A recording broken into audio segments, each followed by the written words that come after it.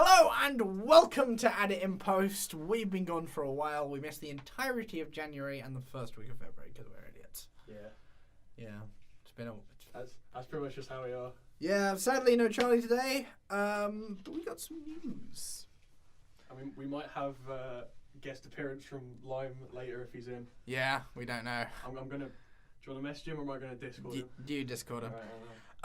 In the news, the Deadpool 2 trailer has dropped. Have you seen both versions? I have not. No, I know of both versions, and apparently the toy version. Yeah, the toy version. So good. Oh, that looks it looks quite funny. I'm gonna watch it. Have you seen the first Deadpool? Yes, I have. Oh, I can't wait for the second one. Yeah. If it's anything like the first one, it is just going to be. Yeah, if it is anything like the first one, it'll be amazing.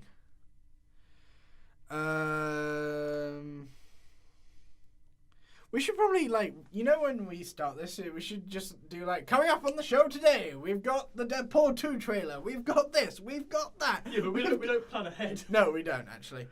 Call of Duty Black Ops 4. What? Is that a thing? GS News Update. Call of Duty Black Ops 4 is this year's COD game. Wow, okay, there you go. So, we're heading even further into the future, apparently. I was about to say, as much as I'm excited, I know it's going to be a futuristic one. I would like to say that's far too many scopes for a gun. Look.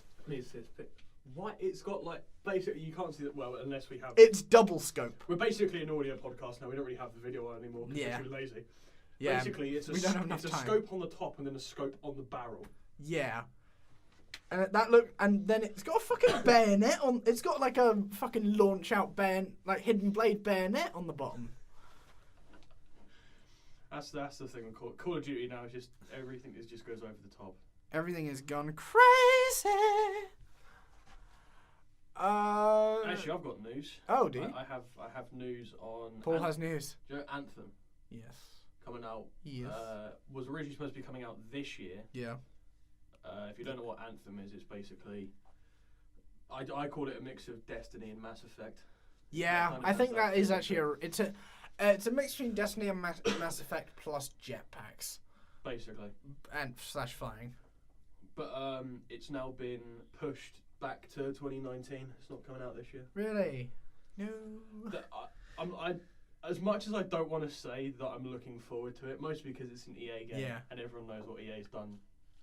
Recently. Last year. Yeah. With the whole... It's like Voldemort. You don't mention a name. Otherwise, you kind of just die. As much as I don't want to say, I really have high hopes for it, even though I shouldn't. Because it's... of what it is.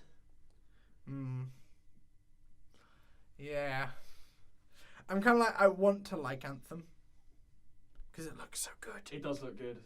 They've got a lot of good... From what we've seen in the trailer, anyway, it looks like there's a lot of good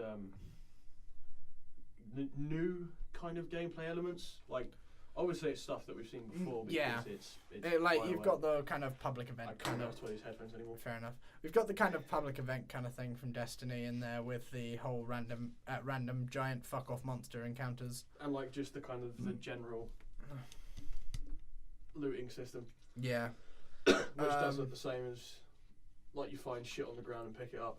Yeah, that is kind of a mix between Destiny and Fallout, from what I saw.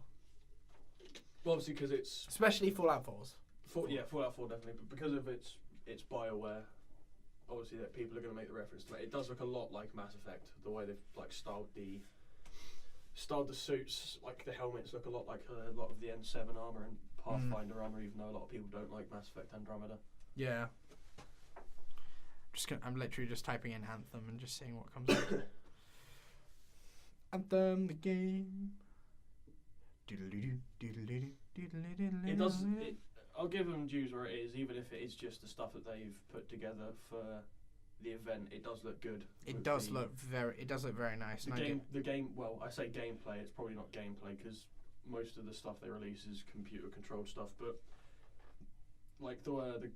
all of the way the gunplay is just looks good. Yes. The suits, the way they've designed the suits and how that shit kind of works looks good.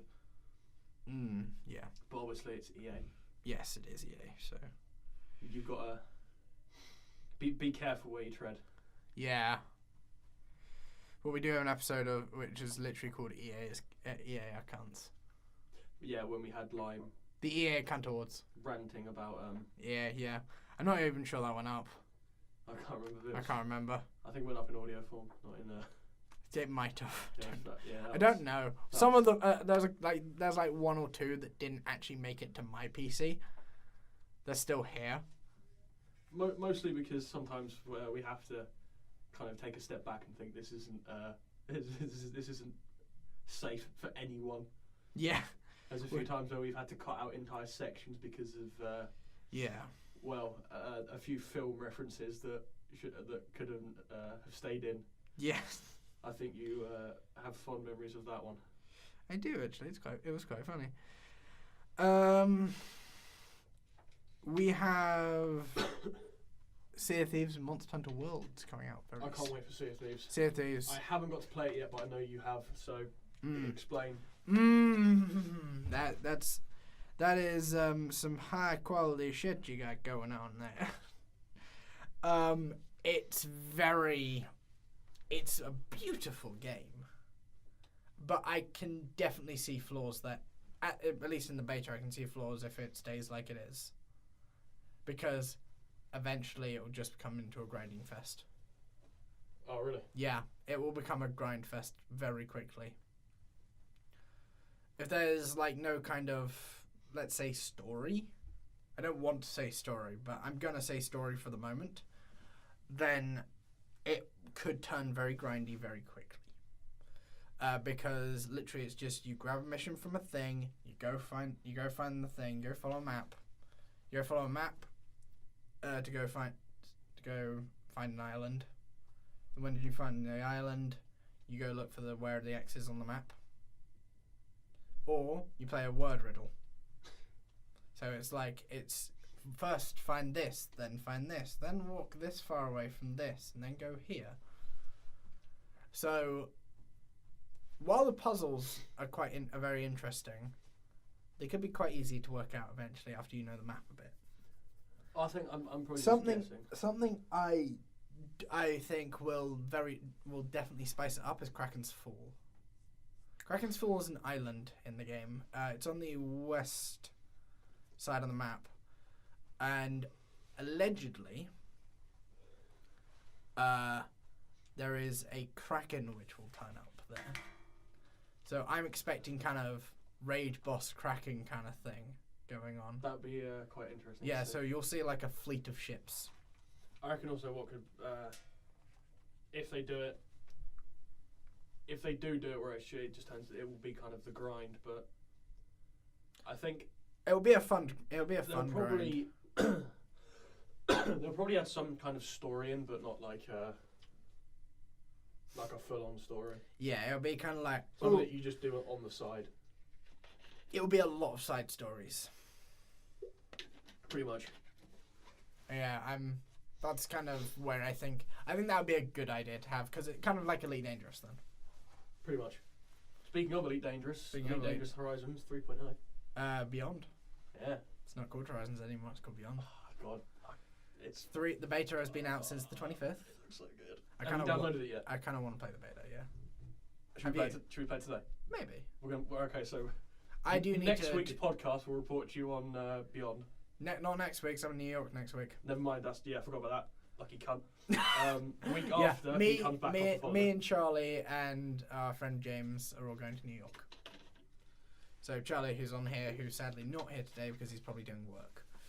When we really should be, but podcast is more important. Yeah. Podcast essentially for me is like how I've explained it to the people, like lecturers and educational people, is it's my way of keeping my stress down. We just get to rant. I get to bitch about stuff for a while. That's kind of my thing. We've got D&D Tuesdays now, so that's gonna be fun. Always fun. But we're just gonna have stupid stories tonight every so often, I think. Well, I said that. What is your We got hit by an angel. What are you most looking forward to in the new Elite Dangerous update? Ships. I'm definitely looking forward to the Chieftain. The Chieftain, though, it will have it because of permaboost. me and Bats were talking about this quite a bit because obviously me and Bats have played it for a lot longer than Paul, Lime. I mean, and I've everyone played else. it for quite a long amount of time, but not just on Yeah. PC, so I've experienced a few different things. So, but like out of everyone, Bats has played it the most because he's played about 1,000 hours on about 1,000 hours across multiple platforms. And he's still not elite. He's And like he's- one away from and elite he's now. still not elite. He's one away on combat. Isn't he? Yeah. However, he's never faced a Thargoid. I don't think any of us can safely say we've met one. We've met one, we faced one, and we ran the fuck away. Well, the first time we died. No, second time we Second died. time we died. The first time. Well, wait. The first time that first ever experience with a Thargoid was I was just kind of like looking around because we'd been doing some combat missions just to get rank up and stuff. Yeah. And I jumped into a distress beacon, just kind of confused, and I was in a Viper Mark IV again, and a Thargoid just popped up. I immediately just turned around and noped the fuck out. I have never been more scared in my life playing a game. The thing is, like, I've seen people who don't get attacked by them, so what I might try and do, like, next time, like, I'll have X weapons and shit like that. I might, like, keep my weapons away, don't put out my fighter, don't do anything. Just stay there and be like, you can't see what I'm doing, but I'm opening my eyes wide and kind Just sit there and hope nothing happens. yeah, hope nothing happens. And if something doesn't happen, then we're good. Just stick on silent running and just hope they just think you're dead. Yeah, kind of the hope. Just like do flight assist off and just go forward so you just start spinning through the air.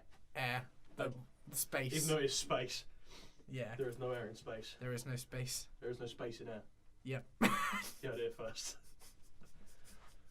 Water is wet. You heard it here first. Water is wet. God, fucking hell. Remember that argument? Water is wet, water is not wet. That was. Or the digestives one. Oh my god, that is the funniest thing that's ever happened to us. You explain. Did we ever talk? I don't think we've ever. We've never talked about We've it. never talked about this, but basically one day I think we were just sat eating lunch in college, as if it would be anywhere else, and I can't remember who it was. Lewis. I think basically what it was, one of my friends, Lewis, had like, I don't know if they're like digestive chocolate like. They're chocolate digestives. They're like Maltesers, yeah. but it's like it's chocolate on the outside and then biscuit on the inside. They're really fucking nice. Yeah. And then he just said, what do you guys think is the top of a chocolate digestive?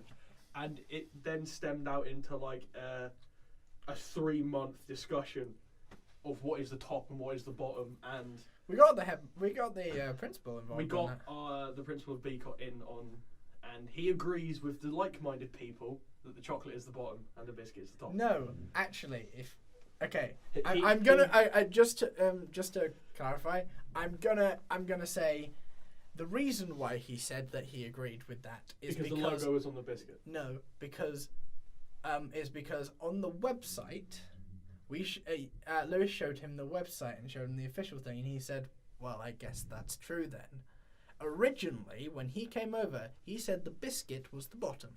How it doesn't make like biscuit? Why would the logo be on the bottom? Fuck you. That's why. Because that's like the one thing that's the standard of my argument. Any kind of confectionery item. I was just going to say biscuits, but it's not just biscuits.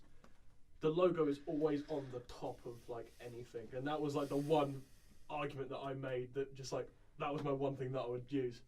If the logo is on top of something, The triggering, but with chocolate biscuits, digestives. chocolate digestives. That's kind of the levels it gets to when the stress gets that much, where you start arguing about which way digestive is supposed to be held. Yeah, that's. We actually had an entire hour talking about the correct etiquette and how to hold a chocolate digestive correctly. Oh shit, we did, didn't we? I think everyone, no matter what you were, chocolate top or bottom, agreed that you hold it by the sides. Yeah.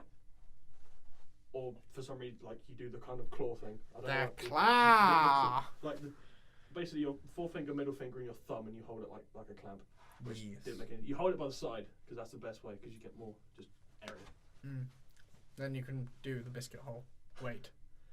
Hold up. Take that back! But yeah, you can just eat the entire biscuit at once. And just kind of go. That's how you, doesn't matter which way you hold it, as long as it ends up in your mouth. That's what a biscuit is made for. Apart from dipping into tea. Or hot chocolate. Or hot chocolate, or just anything that is like semi-sweet as a drink. Fuck coffee. Fuck coffee. Do you know what, I'm gonna go into a tiny bit of rant mode here. Okay. I love how we've gone from fucking Deadpool 2 to this. I know, to coffee. So, but I don't mind coffee. The coffee that I have is like just coffee. None of this Espresso, fancy shit. cappuccino. What is the point of like fancy coffee? Why? I can have a large latte, please. Fuck off! Just coffee, just like packet coffee and then hot water and shit and milk and you're done. Frappuccino, please. Oh, okay, that's gone off. Yep. I'm getting really serious about coffee. This is like, Yeah. this is what this podcast is about. This is add it in post triggering. Yeah. Well, this fancy episode. coffee can fuck off. There we go. This episode literally should just be called Trigger Warning. So many things I could say, but I'm gonna just hold it in for the sake of. We have to edit this afterwards. Yeah. So, oh my god, do you know what just came to my head as soon as I said Trigger Warning? Was it the picture that you sent the other day? Yeah. The picture that was sent to me, and then you asked me to send it to you, so I sent it to you. We won't mention that image, but it's a funny one. It's fun. It's pretty good. It's a joke, but in this day and age, it won't be taken as a joke because no one can take jokes anymore. Apparently, well, Americans can't take jokes. No, They can't take sarcasm either. There is one thing they can take. What? Bullets. That might be edited out depending how we feel. The best part is you're going to America in 3 days. Wait, 4 days. No. Sunday. 5 days. Sunday. No, it's 4 days. Yeah. No, I'm going Sunday. 3 days. Yeah, Well, 3 days. 3 and including 3/4 today. days. 3 days including today. I leave at 10:30. That might be possibly bleeped out. Washing machines live longer with cowgirl. That'll be our plug-in sound for today. It's just me doing that. Don't eat Tide Pod, kids. Don't eat time. I don't know how it became a I thing. don't know why either. Oh, I know. No, I know why. I think it's just like it always starts with a YouTuber. You know Earth-chan? Oh, yeah. Okay, that makes perfect. Gajinka, fucking that's sense. what it's called. That makes perfect sense. Do you know what Gajinka is? Roughly. Where inanimate things become essentially anime girls. Yeah. Okay. Yeah, Tide Pods were Gajinka'd. Really? Yeah. I'll see if I can find an image for Whilst you try and find that, on the subject of YouTubers, if you haven't seen it already, that was Will using his search activated voice. It didn't work. It typed in vodka drinks or drinks. I would type that one. Vodka drinker. It probably doesn't understand the kind of Japanese. Basically, so on the topic of YouTubers, the whole the YouTuber boxing match. Oh yes, actually.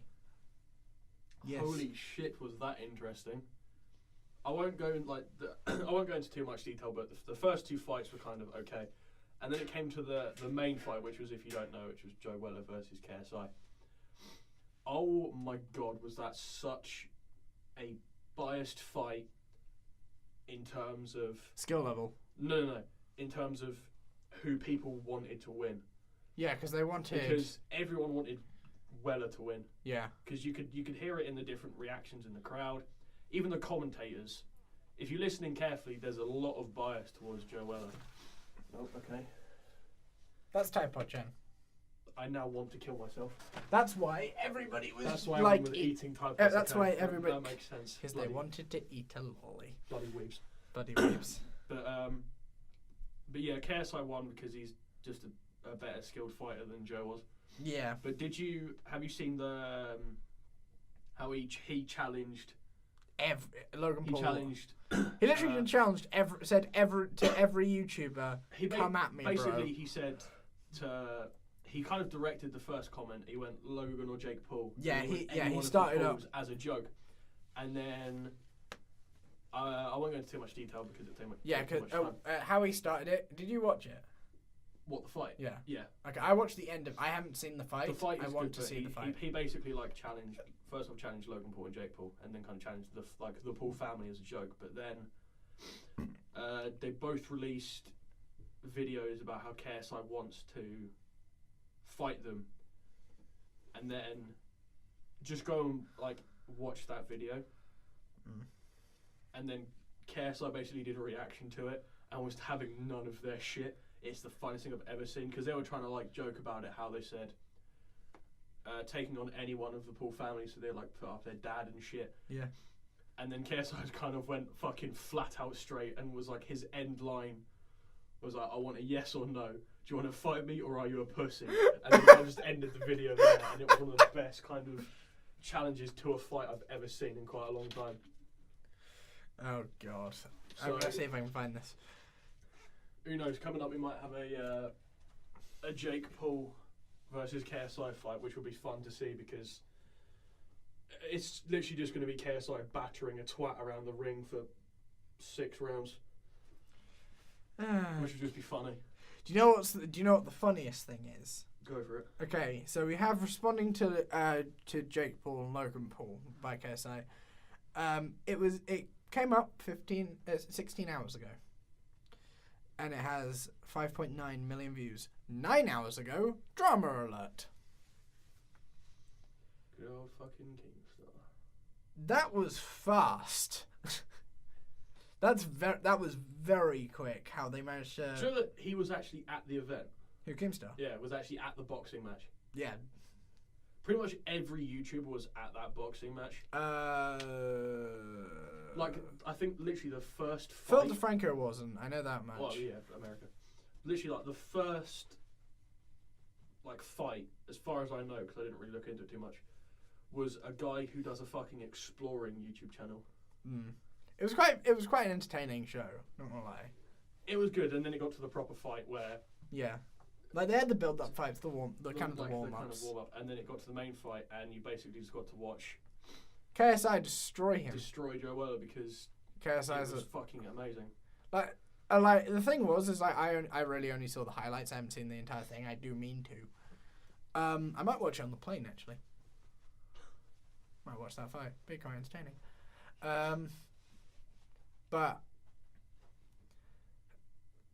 you haven't there's a certain there's a massive skill level difference between the two of them. They both trained for about 4 months. For about 4 months each. I think Joe Weller might have trained for a little bit longer, because he did a joke boxing match against somebody else, and KSI. That's how KSI kind of started this whole thing up. And they executed that perfectly. Like it was so well done. Because me and Lime were watching the end of it.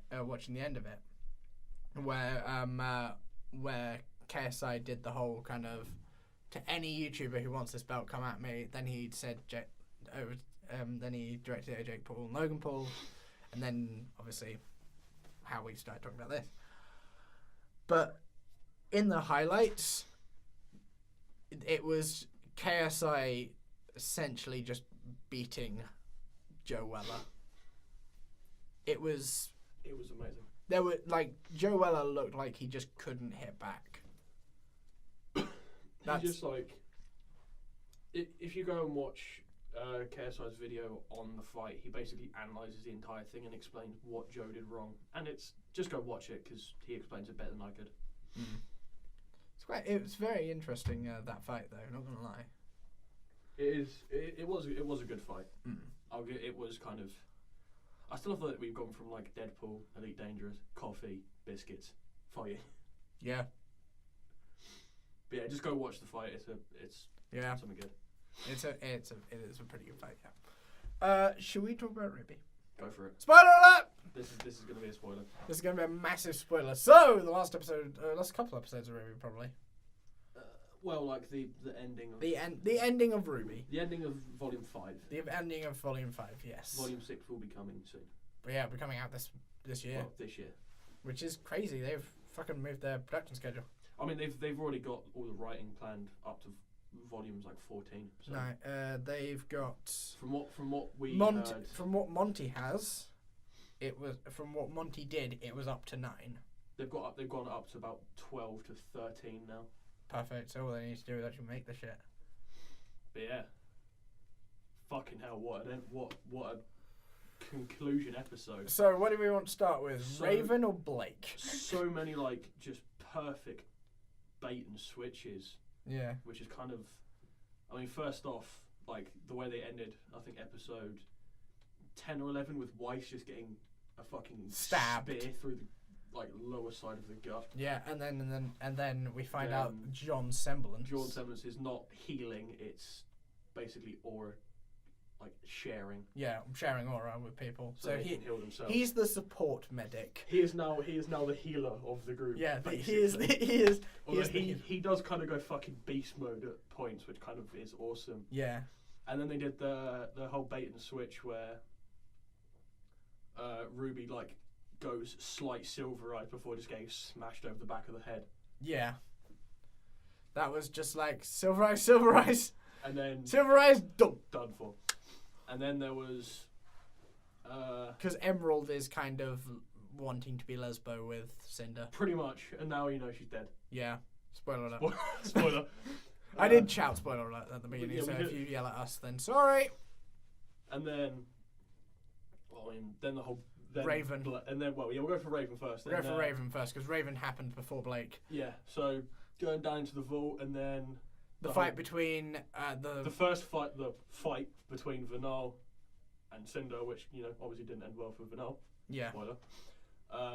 There's no point saying spoiler now. We've already done this. Well, Vanal tries to open the door. Cinder stabs her just as she tries to take her powers. Realizes that it's not her, and then Raven goes full beast mode. That's the end of episode 12. That's the end of episode 12, and then moving on into the next one. By the way, cliffhangers should be banned. I know. Let's not talk about that. That'll take a year to talk about. And then Raven goes full beast mode. Yeah, Raven's combat experience, by comparison to literally everyone. She pretty much Sparta kicks Cinder off of the edge of the vault. Freezes her and Sparta kicks her, yes. Although she's not dead. Cinder isn't dead. I doubt it. Because, it's Ruby. Yeah, though... There's only 3 characters that have so far stayed dead. Pyrrha, Torchwick, Penny. Pyrrha, Torchwick, and Penny, yeah. But Neo is confirmed for Volume 6. Okay, Neo's confirmed for Volume 6. Because they were... Oh, and technically Ozpin's old form.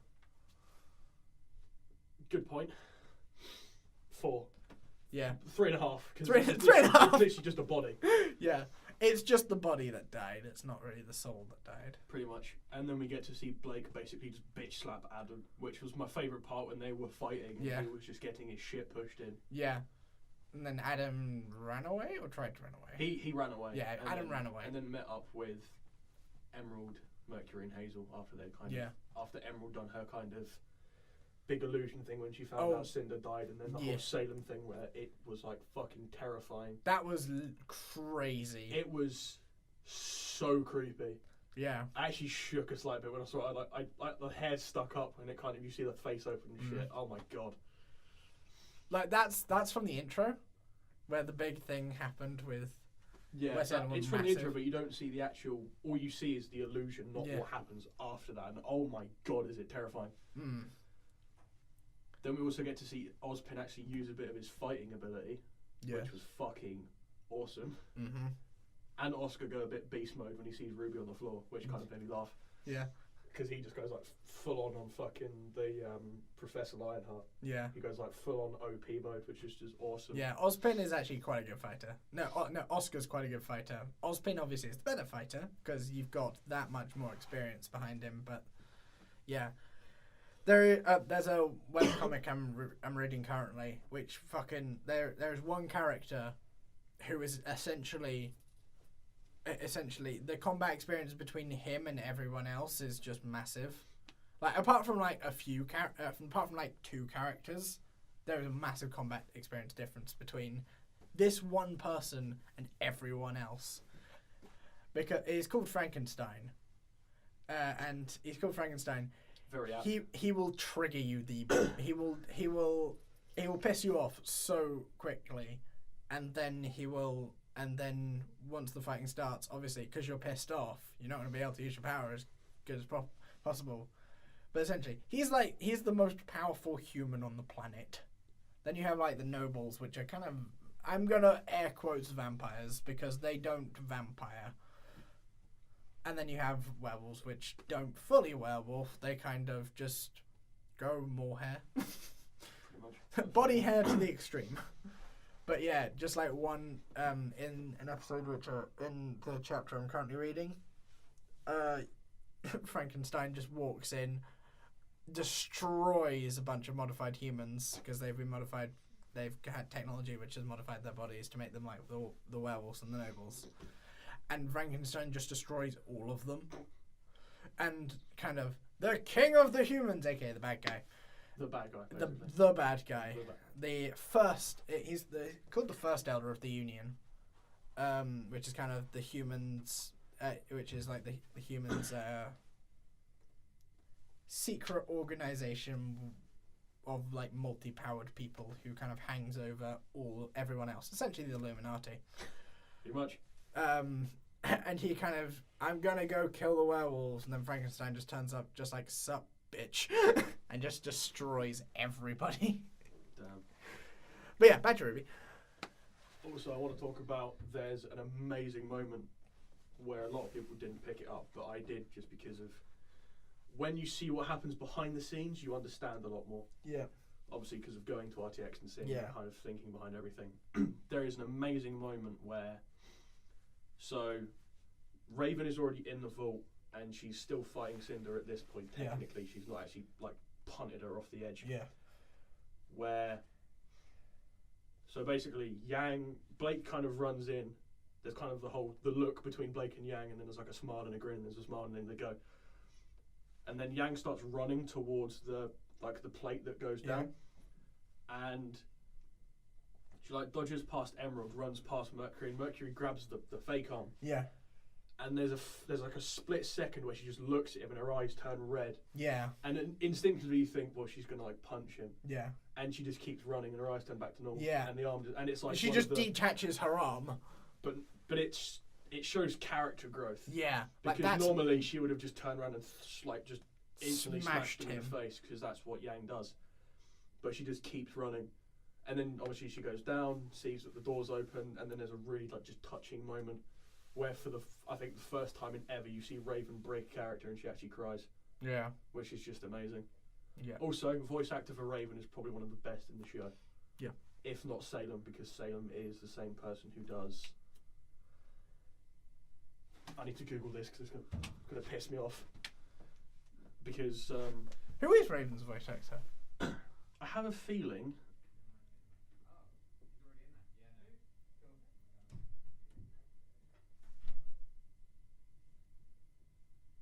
Huh? Something just happened outside. No idea. I have no idea either. Let me just quickly find Raven's voice actor. Yeah.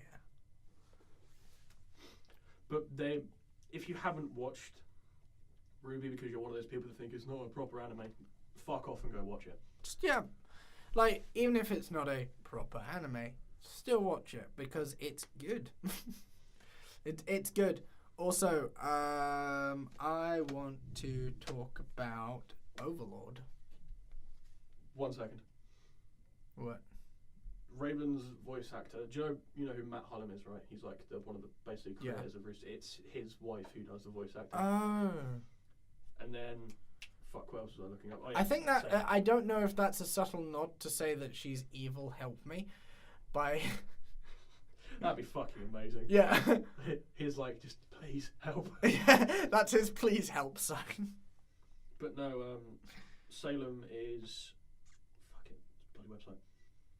Salem is voice acted by Jen Taylor. Okay. Who I can't remember who does Halsey and Cortana respectively in the Halo franchise.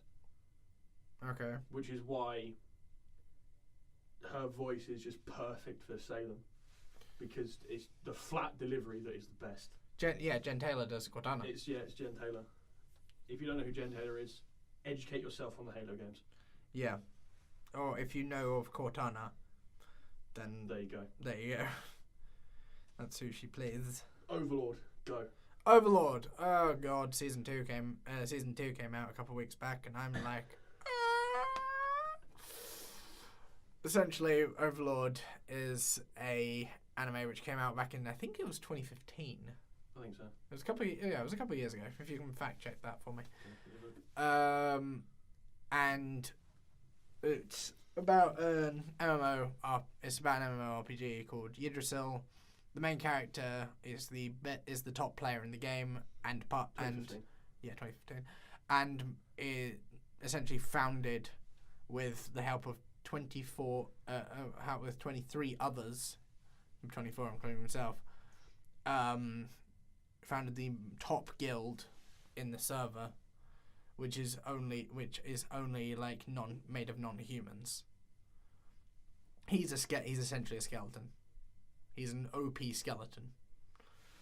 And what his plan is he gets the help of of all the humans, of everybody. He rules the world, and then he betrays them and destroys the world.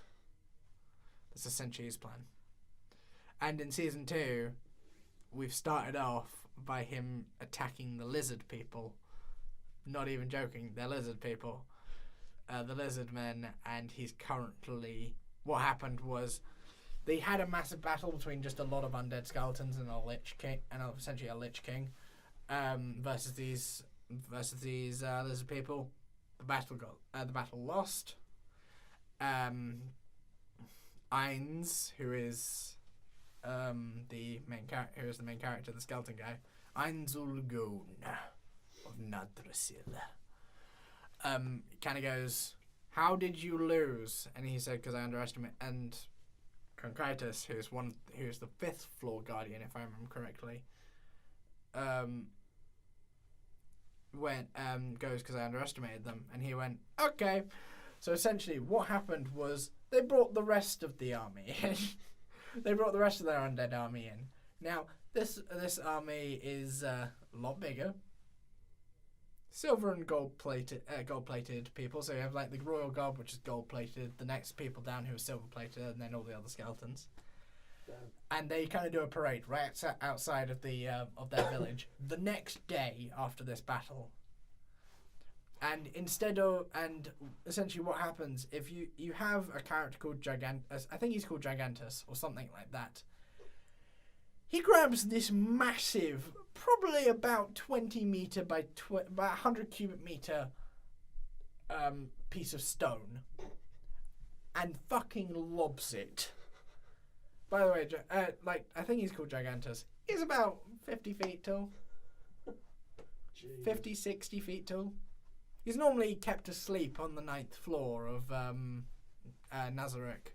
And he just picks up a rock. He just picks up basically a massive pebble and bobs it. They wake him up. He kind of just goes, and it's a perfect cube. That's amazing. It's a perfect cube. It's a perfect. And essentially, what happens is they walk up, like the main leaders, so the Guardians and Ainz, walk up the stairs. They get up there. A throne fucking just materializes, and he just kind of goes, and Ainz just sits down. Mine now. And just sits down and kind of goes, "Who are your leaders?" Essentially. So the leader and his brother, who is kind of the most powerful person of the lizard people, went. Kind of goes. They go out, and literally all Ainz does is just go kneel, and they just get fucking slammed into the floor. And this scene happens where he's literally just saying, "If you lose to Concretus, all of you versus one guy. It's everyone versus Concretus." And Concretus is, I haven't actually explained what he looks like. He's essentially an ice. He looks like a bug. Apart from he's a massive, like, he's got like, I think he's got four legs, and he's got kind of like pincers coming out the side of his face, like a bug, like a kind of bug would, made completely of ice. That's fucking terrifying. And he has like 2 massive like ice spears coming, not kind of spears, but kind of like crystals coming out of his back. And he's about, I'd say he's somewhere between 8 and 9 foot tall. That is fucking terrifying. Yeah. So it's him it's concretors versus the lizard people. Versus lizard people. That's literally that will be the match versus all of them, and it will be like, well, shit, that's gonna be crazy. Jesus. But yeah, I think that's next episode. So that'll be good. I'll stop watching that then. Yeah, because in season 1 you have Ainz fucking just if you haven't seen this just this small scene from it, Ainz literally just goes up against, like, there's a town being attacked by some marauders, and Ainz just fucking turns up, not in his proper like full skeleton form, and kind of just go and helps this woman. Obviously, the woman is scared of an undead person. I mean, who wouldn't be? Of just a talking skeleton. Just a talking skeleton. A talking skeleton with a massive fucking wizard staff, which is like fucking made of gold and has like, I think it's like 10 different colours of pearls surrounding it. And this person in fully clad armour. This woman in fully clad armour. And obviously she's scared, and he hands her a red potion. Now, red potions are rare in this world, and that's just a thing. Normally, healing potions turn out blue because they don't know how to make them properly. However, Ainz's one was red, meaning very rare. So yeah, I'm not going to spoil it anymore, but it's just like the whole scene with the village in, like, I think it's the 2nd or 3rd episode, shows how powerful Ainz is. Literally how easily he can just kind of go, bye. Wow. Black hole. Literally one of his spells. Fair enough. I need to watch this. Yes, you should. It's very action-packed. Very good. I think we should take a break, see if we can get Lime over here, if he's... Yeah, I haven't heard from him, so... We're going to take a short break. We'll take a break. I'm going to watch this reaction video from KSI. And we'll be back with you very shortly. Have a good one.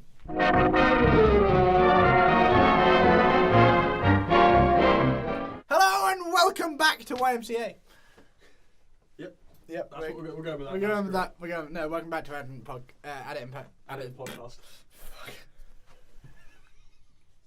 Welcome back to Edit and Post, guys. Welcome to the show where we essentially dick about for an hour or two. For an hour or two. We didn't actually check the recording time like we normally do, because it's about an hour in. It's about an hour. We went and watched the KSI response video. Yeah. And then the Keen stuff. Yep. We didn't care about the rest of it. We only watched the first bit because that's the bit which actually mattered. So, what now? Game news, I think. Game news, probably. Apparently, there's been an update to what's it called? PlayerUnknown's Battlegrounds. Really? Apparently, yeah. I think they're getting new stuff. I'll have a quick look there. I just went on GameSpot. There's the Black Ops 4 thing. Yeah. Under it, Nintendo talks about Mario's nipples and his lack of a belly button. That is.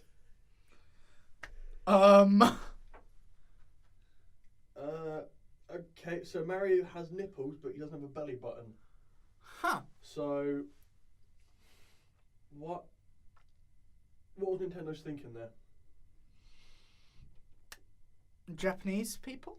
I mean, it's too lewd. Yes, maybe. It's I literally my response to that is Japanese people are weird. They can be very strange, but we love them. New Rainbow Six Siege operators have been teased. Oh, really? Do we know who they are? I don't believe so. I think just like, okay. I'm trying to find no, I don't think they're really on there yet. Okay, fair. Google are reportedly working on PlayStation Now like game streaming service. Well then. Interesting. Yeah, Google may be preparing to make a big grab at the global video game business by launching its own subscription-based game streaming service.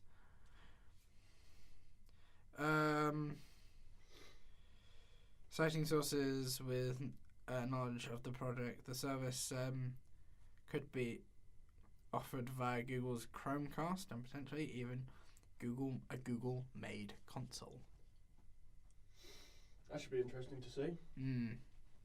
I guess for their first kind of jab at the games industry. Yeah. I mean, what do you think this is going to be, like Twitch kind of thing, the streaming service, or? Don't know. Who knows with Google? It could be fucking anything. That's kind of the scary thing. It really could be, because they have the money really to kind of do anything. Yeah, they do now. Yeah, especially with ABC backing them up. ABC.xyz, literally the website. Rise and fall. We need to talk about that. Rise and fall. Oh my god. So, speaking of rising and falling, Will nearly dropped his phone. Yes. It rose into the air when I flipped it and it almost fell straight to the ground. Civ 6 Rise and Fall. Civ 6. Let's just type in Civ 6 and It's see what... the new... I guess technically it is kind of a full expansion. It's very a full expansion. It adds in how many? It's like 10 new civs. Yeah. You got like the Dutch, Koreans, I think. Yeah, I'm trying to find where the new guys are. And the Koreans get the Hwacha, which is just going to be the thing that is spammed so much when we play it. In early game, yeah. Like, it's gonna... it's literally... Hwacha Rush. It's gonna be the Hwacha versus... Gilgamesh's chariot. And versus... What's it called in early game? What is in Nuba's Archers? The Nubian Archers. Because the Nubian Archers are powerful. I don't know, the Hwacha can only move 2, can't it? I think so. Yeah, the Nubian Archers can move 3, meaning that they can run. The Nubian Archers can run away quite a bit easier. But the Nubian Archers are very good.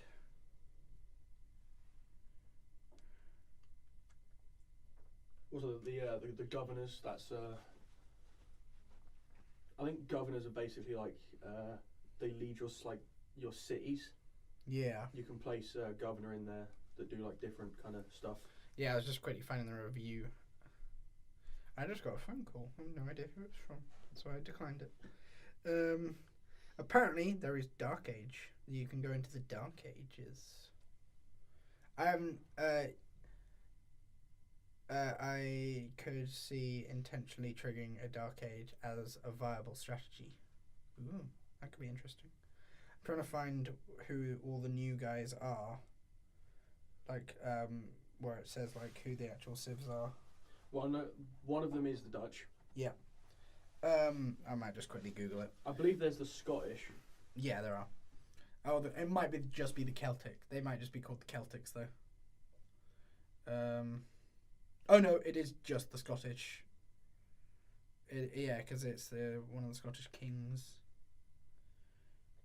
Fuck's sake. Google! Why do you betray me so much? Civ...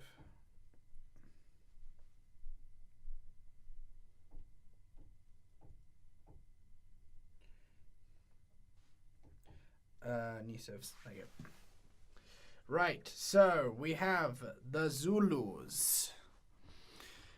We have the Scottish. Do you want to just go through like the? We'll go through them and then do their unique unit as well. Yeah. Rise and Fall. Here we are. New content.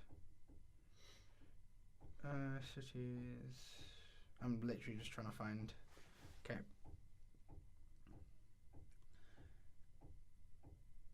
So we have the so we have the Cree apparently, who are their leader is Poundmaker.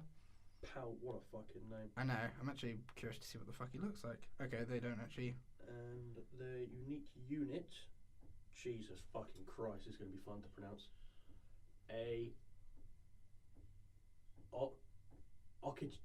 Okichitor. That's what I'm going as. Okay. It's a recon unit. Oh, okay. And their unique infrastructure. the website I'm on, literally, I have to open up everything again.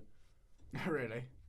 And their unique infrastructure is called it's called a mech-wop. The mech-wop. A mech-wop. So then we have, and I'll just quickly explain the civilization ability, which is Nitawao. I think that's how you pronounce that. Nitawao. You get +1 trade route capacity and a free trader with the pottery technology. Unclaimed tiles within 3 tiles of a Kree city come under Kree control when a trader first moves onto them. That's amazing. That is pretty damn good. Literally, you want to be exploring and trading. That's like you will be going for probably a cultural victory. Probably. Rather than a cultural science, not really religion. If you want to do religion, play as fucking Gandhi. Yeah. That's no, if you want to do domination, you play as Gandhi. Nukes. Actually, good point. And the leader ability is known as favorable terms. All alliance types provide shared visibility. Trade routes grant pound maker +1 in the sending city.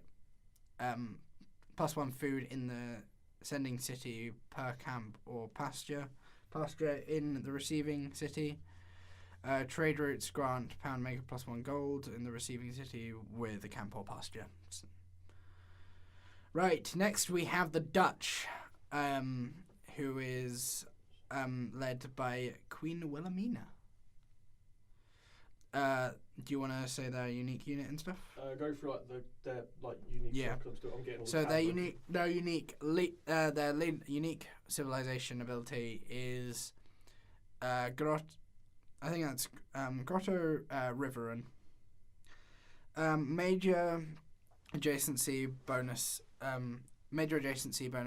from campus, theatre, squares, and industrial zone if next to a river. Cultural bomb adjacent tiles when completing a harbour. And you also get radio. I want to say orange, radio orange, because it's kind of like orange but with a J in the middle of it. Sounds about right. So your trade routes to take your own cities provide +1 identity per turn. For the starting city, sorry, not standing. Trade routes to foreign cities or from foreign cities provide you with +1 culture. So Wilhelmina is very much a cultural civ, and her unit is the pronunciation is going to be a bit dodgy here. It's going to be fun. It is the Dezeven Provincian, which is a unique naval unit. Ah, okay. It has that increased range and combat strength and receives an additional bonus when attacking defensible districts. And judging by the Wikipedia page, it's going to be a modern / future unit because that's what it is. Oh, okay. It's more of a modern destroyer than a classic one. And then their unique infrastructure. Okay, so that'll be something which will, if you're ever in a naval war with Britain, that'll be what will be countering Britain's navy at the time. And then the polder. What is the polder? It is. It needs to be built on a coast or lake tiles with at least 3 adjacent flat tiles. It gives 1 plus food, 1 plus food for every adjacent polder, 1 plus production and 0.5 housing. Wow. So basically, you just stack 4 of them, you're pretty much sorted. Yeah, that's very good. Following that, we have the Gorgon. The Georgian, not the Gorgon. Cool, that's a Star Trek thing. That's also a Greek mythology thing. And the Greek mythology thing. We have the Georgians, founded by George in the jungle. Watch out for that tree. And their leader is Tamar. Their unique civilization ability is Strength in Unity. When making a... I think that says deduction. When making a deduction at the beginning of a Golden Age... Hey, Golden Age is back! I only just realised this. And that's why Dark Ages exist. See, I'm getting it now. I've only been paying attention to the civs. I should really pay attention to these things. At the beginning of Golden Age, receives a normal age bonus towards... a bonus towards improving era score, in addition to its Golden Age bonus. Its leader ability is Glory of the World, Kingdom, and Faith. That sounds interesting. You get plus 100% faith for 10 turns after declaring a protectorial war. So essentially, if somebody's military units are right on your borders, you can enact a protectorial war to protect. It's kind of like saying backing somebody so far into a corner that they attack you. Pretty much. Each envoy you send to a city-state of your major religion counts as 2 envoys. So this is a very you want to get a religious victory with this civ. You must have a religion majority. And what is their unit? Called the Kavessa. Okay. It's a melee unit with a combat strength bonus in hills, and it ignores the movement penalties in hills. Wow. So, very fucking good. Is it an early unit or is it a late unit? No idea. Oh, can you not find out? It's just everything's TBA, so we don't really know yet. Yeah. Do you know what they are in like history? On Wikipedia now.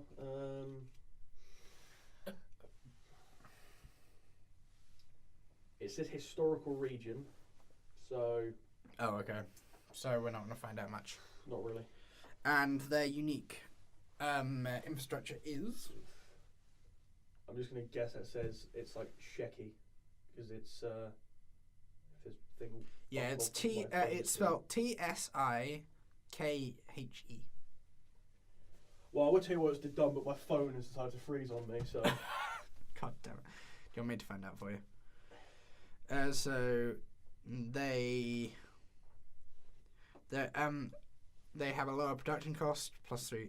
They give it gives +3 faith. 50% outer defense strength, +3 housing under the monarchy government. So essentially, you want to stay in monarchy for as long as possible. Becomes obsolete with steel, which automatically builds defenses in every city. Cannot be purchased with gold, +3 tourism. With the conversation culture thing. Damn. I'm now just going to quickly go back to what I have because I need to scroll back down. And we have a new leader for India, who is called... I am dyslexic. I'm sure, and I'll try and... Fuck in hell. I think that says Chandrapugda or something along those lines. Chandrapugga, whatever. Chandrapugda. We'll just call him C. C. Their unique ability, leader ability is, I want to say diorama. I don't think it is. Dharma. I think. It's Dharma. Receives follower belief bonuses in a city from each religion that has at least one follower. And its leader and the leader ability, at least I think that's, the leader ability is Arthurestia. Go for it. We're just going to say that. So essentially, can declare a war of territorial expansion after gaining the military training civic. you gain +2 movement and +5 combat strength for the first 10 turns after declaring a war of territorial expansion. That's not too bad, is it? That's quite good. Quite a war-focused India. Yeah, quite a very war-focused India. Have you also got... shown in their unit, which is called the Varu, which is basically it's a war elephant. Oh, okay. With... the Varu and... Okay, so that's brought over from Gandhi's one. It has a melee strength of 40. Yeah, it's a war elephant. And the Stepwell is its unique infrastructure, which I think is the same as Gandhi's. Yeah, I don't think those two have changed. No, that hasn't changed. Okay. That is still the same as base game. Yeah. Right. Next we have Korea. The best nation. And their leader Sundeok. Seondeok. Sundoku? Sundeok or something like that. Sundeok. It's a Korean name. Yeah. And their civilization ability is known as 3 Kingdoms. Mines receive +1 science if there is an adjacent Swowon district, which is the unique district. Farms receive a bonus to food if there is an adjacent Swowon district. And the leader ability is known as Horang. I'm going to say that's how you pronounce it, and I've probably butchered that horribly. You gain +5% to culture and 5% to science in all cities with an established governor. Now, I'll do their unique district first because it kind of makes sense, which is it replaces the campus. Yeah, okay, this one. It's just a different campus. Okay. And their unique unit, the Hwacha, which is something that fires a lot of arrows. Essentially, what it is it's very early age missile launcher. What is it? I need to get the term up. There is I can't remember which way around the letters go in this thing. I think it is this way. Give me 1 second. The MLRS. The MLRS. Which is basically, it stands for Multiple Launch Rocket System, which Yeah. means it fires more than one. Yeah. Which is basically what Hwacha is. It's a very early version of that. It's a cart that fires rocket-propelled arrows. Okay. Yeah, that's essentially what a Hwacha is. Next up, we have the Mapuche. Going to say that's how you pronounce it. And their leader, Lantoru.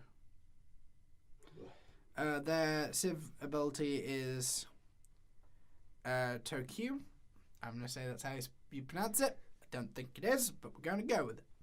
All units trained in cities with an established governor gain 25% more experience in combat, plus 10 combat strength bonus against other civilizations that are in a golden era.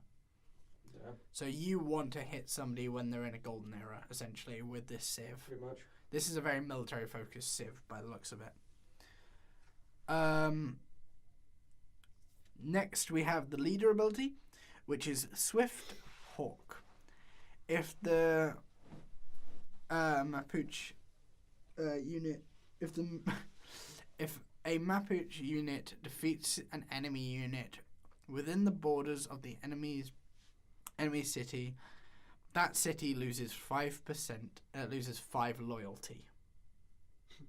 Damn. Whatever that is. I don't know what loyalty is, so I'll have to read that up. So then we have. I'll go unique unit first, which is the Malin Raider. It's a unique light cavalry. Oh, okay. Which gets bonus strength near friendlies. Oh, okay, cool. Which is amazing if you're being attacked. Yeah. And then the Chamamul, which I think is the correct pronunciation. It's pretty much a culture-based thing. Okay, so it's the culture and tourism. Okay, what's its abilities? Do you know? Provides culture based on the tile's appeal. Okay. I think appeal is also new to Rise. No, appeal is old. Or is that old? Yeah, essentially appeal is Yeah, like that's the tourism stuff, isn't it? it's housing. You know when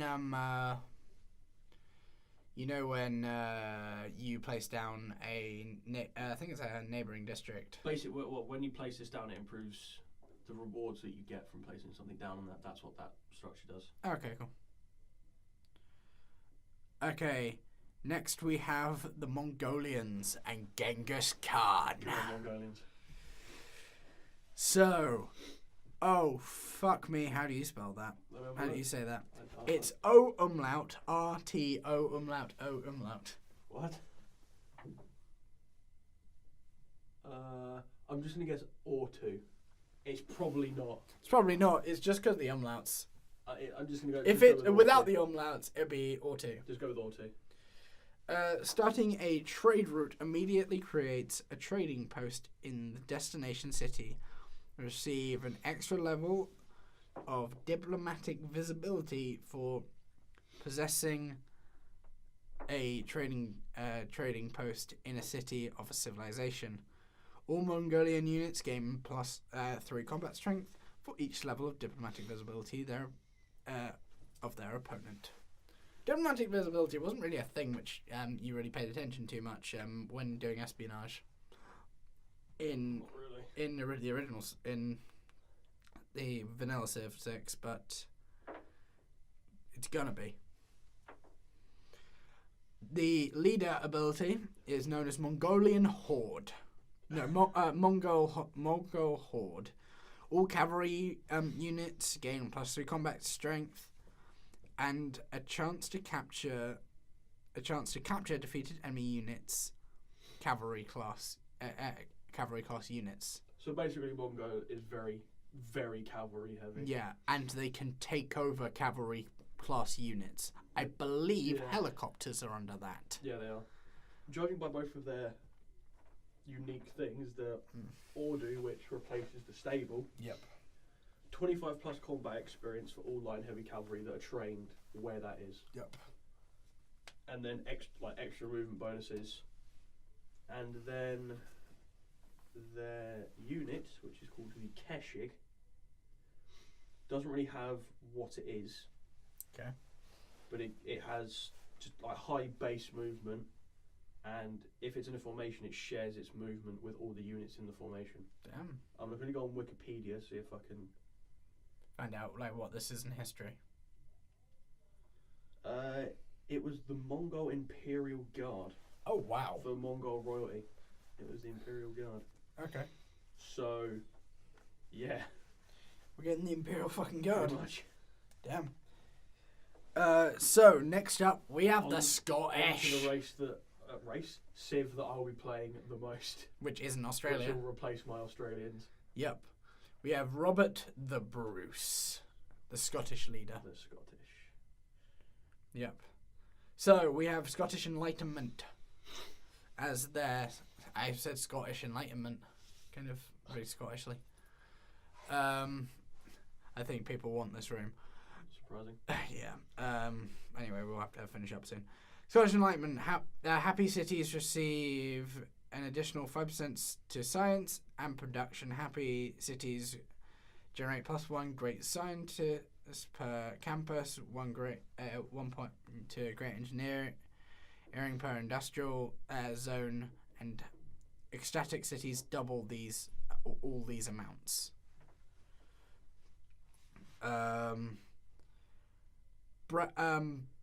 Back and burn. I think that's what it says. Oh god. I think that is Bannock. Yeah, Bannockburn. Bannockburn can declare a war of liberation after gaining the defense tactics civ. That makes sense due to the English being the English. Ooh, Scottish versus the English in very early game. I wonder what's going to happen to the truer start locations if it's English versus Scottish. I think they're going to probably get bigger. I think they're probably going to make that map bigger. Would be interesting. They would have to make that map bigger for that because England is like 4 tiles. Yeah, and if you think about it, Scotland is basically one of those tiles. Yeah, Scotland is a tile.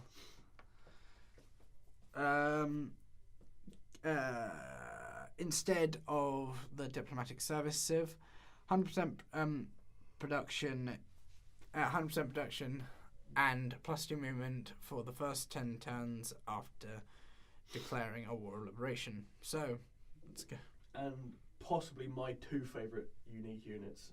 Well, unique unit and unique infrastructure. yeah, unique stuff. It's first off the Highlander, which is unique recon, which receives bonus combat in hills and woods. Yep. And it replaces the Ranger. Yeah.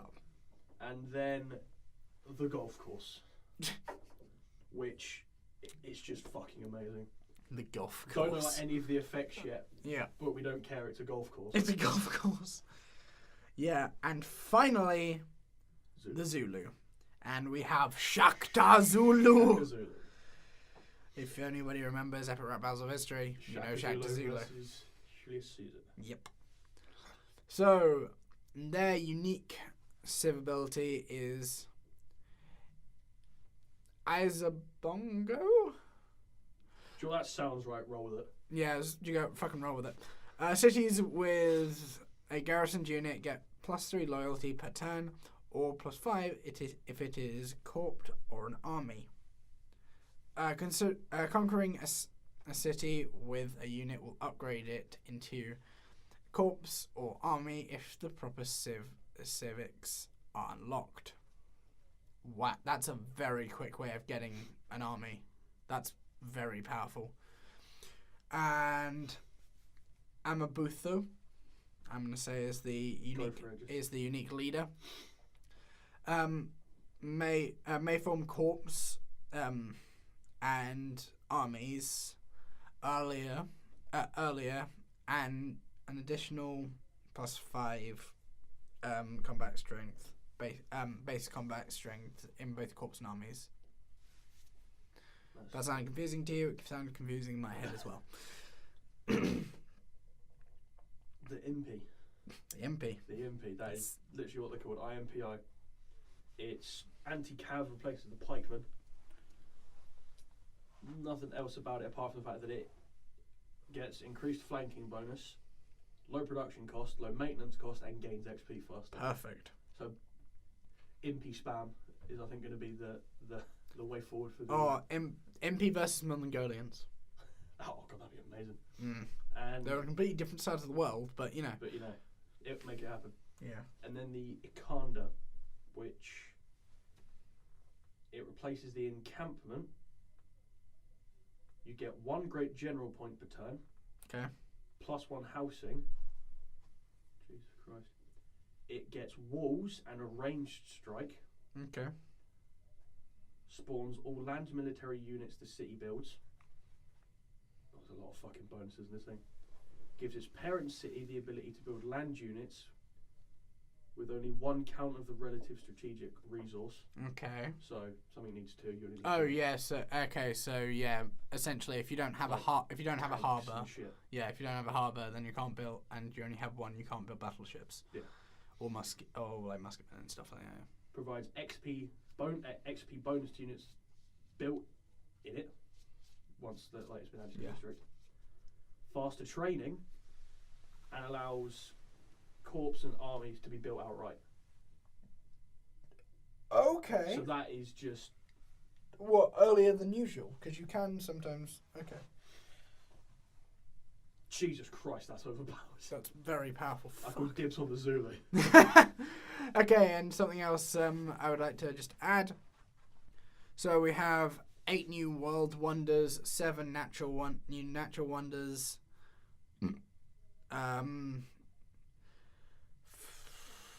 We also have 3 new resources being added. Really? Yep, we have improved gameplay systems. The government system has been enhanced with new policies, and additional improvements have been made to the existing system. Otherwise, we have the Gold Age and the Dark Age that have been added. Yeah. It's looking like it's going to be good, actually. I think it might be time for us to wrap it up. Sign off. I hope you enjoyed today's podcast of bullshittery. Deadpool, biscuits, coffee, anime, and Civ, basically. Welcome back, people. Welcome back to the very unstructured edit and post, because, you know, Yeah. what's the fun in being structured? Yeah. We might start, like, kind of going... We might talk about this, like, and then we just don't ever get around to it. Today we're going to talk about Star Wars. Never happens. Yeah. I need to watch that new one. Yes, you do. I do. You definitely do. I do. Right. Thank you very much for watching. This has been Edit and Post signing off. Bye-bye.